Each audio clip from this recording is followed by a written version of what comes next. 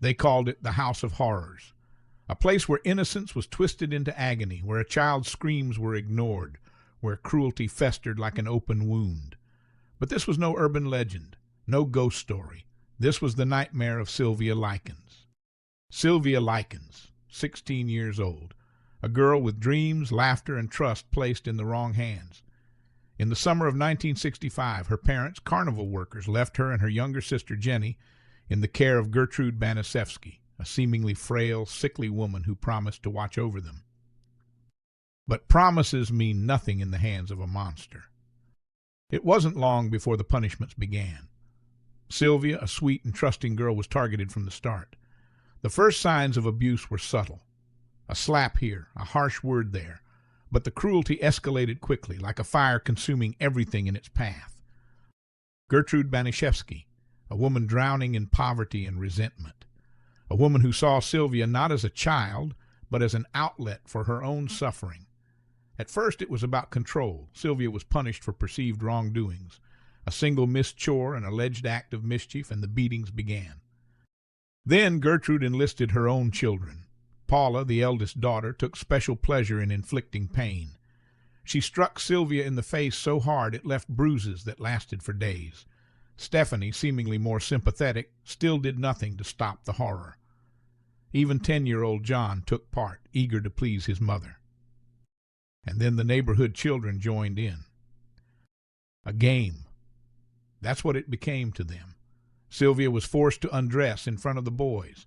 They laughed, they spat on her, they burned her flesh with cigarettes, each mark a permanent signature of her suffering. She was forced to eat her own feces, drink urine, endure starvation for days. She was locked in the basement, her cries ignored. The walls of that basement absorbed her screams, the very air inside turning thick with despair. The floor was damp and cold, a fitting tomb for a girl not yet dead. The torture stretched on for weeks. Every day another punishment, every night another sleepless battle against the darkness. One afternoon, Gertrude decided to brand Sylvia permanently. She forced a young boy, 14-year-old Ricky Hobbs, to carve words into Sylvia's stomach with a red-hot needle. I'm a prostitute and proud of it.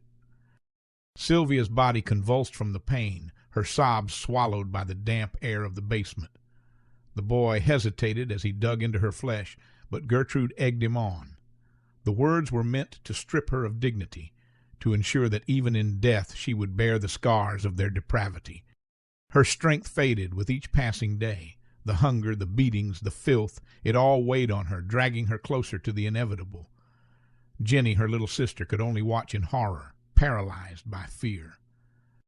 October 25th, 1965. Sylvia attempted an escape. She crawled up the stairs, her frail body barely moving, and reached the front door. She was caught. Gertrude and the others dragged her back down, beating her relentlessly. They stomped on her head, her ribs, her legs. Every inch of her body was violated by fists and feet. That night she whispered her final wish.